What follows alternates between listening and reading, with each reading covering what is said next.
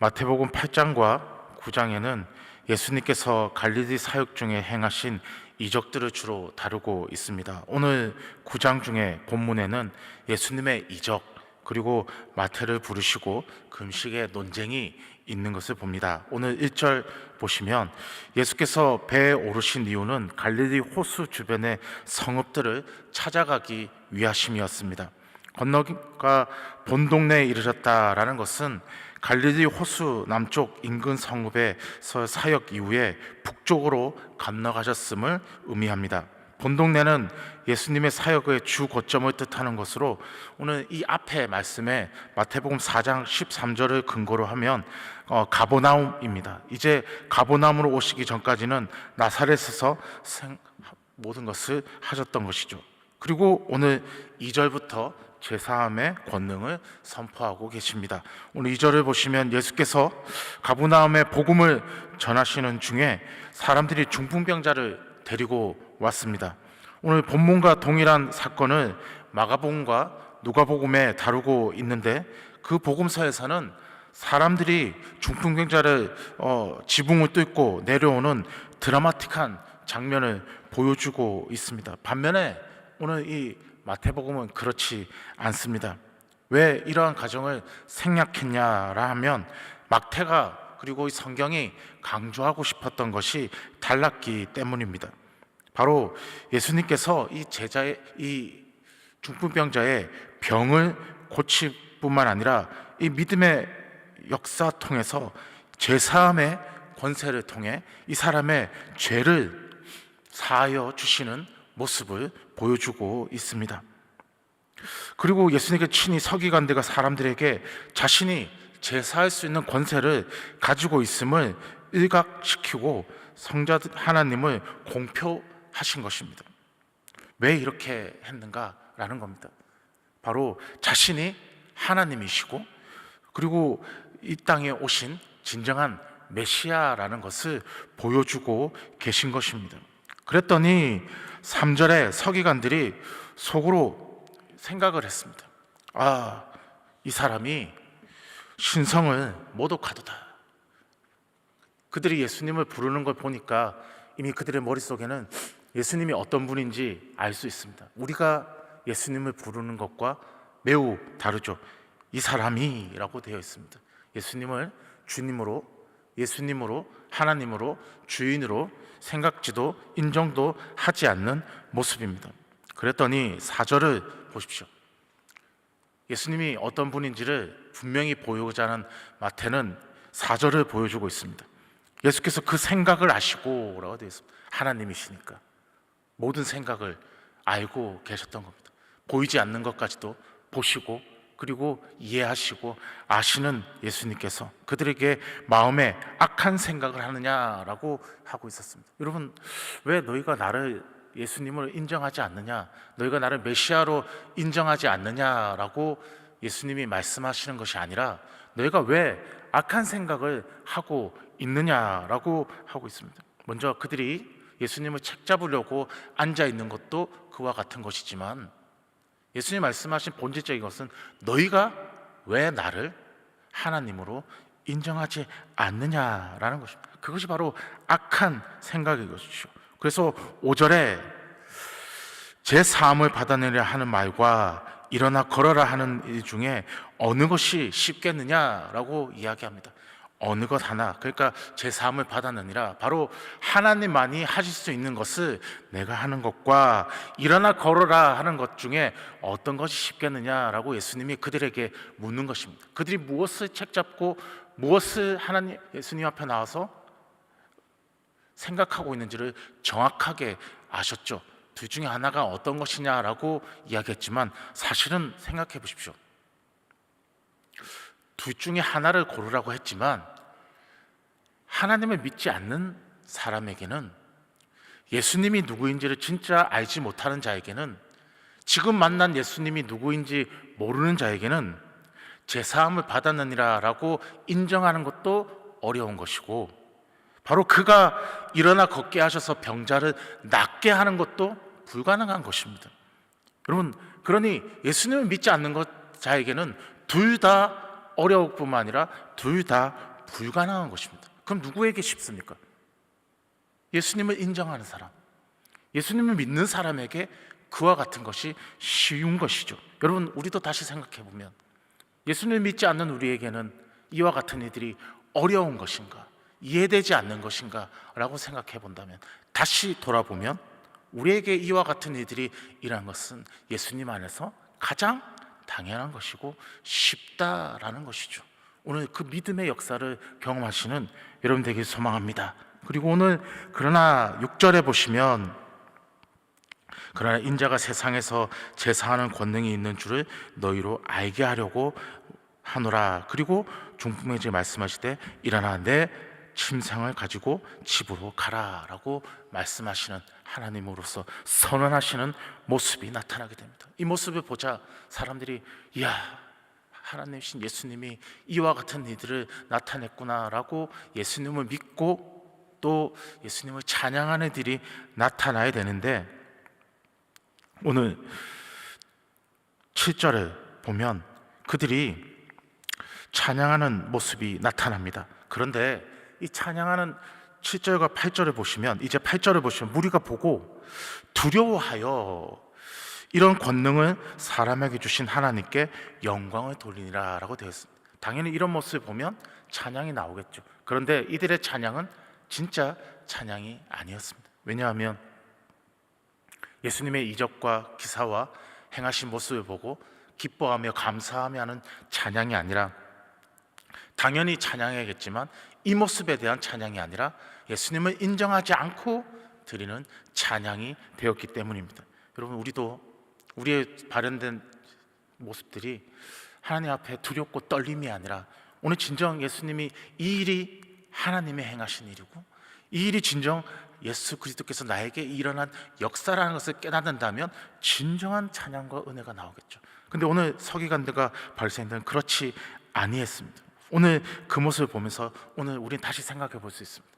진정 내 삶에서 서기관과 바리새인들처럼 인정하지 않는다면 찬양도 삶도 우리 삶에 일어나는 모든 일들도 일어나지 않을 것인데, 그러나 그리스도 예수를 우리가 진정으로 믿고 따른 우리의 삶이라면 진정 이러한 모습이 자연스럽게 당연하게 나오는 삶이라는 것이죠. 오늘 이후로 계속해서 구절을 보시면 그곳을 떠나서 지나가시다가 예수님께서 마태라는 사람의 이 세간에 앉아 있는 것을 보시고, 그리고 나를 따르라 하시니 그가 일어나 따르게 됩니다. 여러분, 세리는 죄인이지 않습니까? 오늘 앞에 나왔던 1절부터 8절까지 나왔던 이 사건이 예수님께서 제사하는 권세를 가지신 하나님이시라면, 오늘 9절에 나오는 이 사건은 예수님께서 왜 이 땅에 오셨는가를 분명하게 보여주시는 사건입니다. 그러니 그분이 오셔서 우리의 죄를 사하시는 분이시고, 그분이 우리의 죄를 사하시기 위해서 이 땅에 오셨다라는 것을 통해서 죄인이었던 마태를 부르시려고 그를 찾아가시고 그를 인도하신 것이죠. 10절을 보시면 마태의 집에 앉아 음식을 잡수시고, 그리고 그들과 함께 식사를 같이 했습니다. 물론 그 자리에는 마태의 동료인 세리와 당시에 죄인인 취급당했던 사람들이 동석했을 것입니다. 이를 곱게 보지 않았던 바리새인들이 예수님의 제자들에게 어찌 너희 선생은 세리와 죄인들과 함께 잡수냐라고 비난했습니다. 12절을 보시면 예수님께서 이 바리새인들에게 하신 말씀을 마태의 집에 오시기 전에 중풍병자를 고칠 때 제사함의 권능이 자신에게 있음을 선포한 것 같이 맥락입니다. 그래서 예수님들이 죄인들의 죄를 사하시러 오셨기 때문에 죄인들과 함께 만남은 지극히 당연한 것이었죠. 그리고 예수님께서 이 의인을 말씀하십니다. 예수님의 말씀은 이것이었습니다. 나는 의인을 부르러 온 것이 아니요 죄인을 부르러 왔노라 라고 분명하게 밝혀주십니다. 여러분, 오늘 이 말씀을 통해서 예수님은 우리를 위하여, 죄인을 위하여 이 땅에 오셨다라고 말씀해 주십니다. 근데 오늘 이 앞에 있는 사람들은 예수님이 누구인지를 믿지 아니하니까 그 모든 것이 이해되지도 않고 예수님이 왜 그들과 행하시는지를, 그 일을 이루시는지를 이해할 수 없었던 것입니다. 오늘 우리의 삶도 그렇습니다.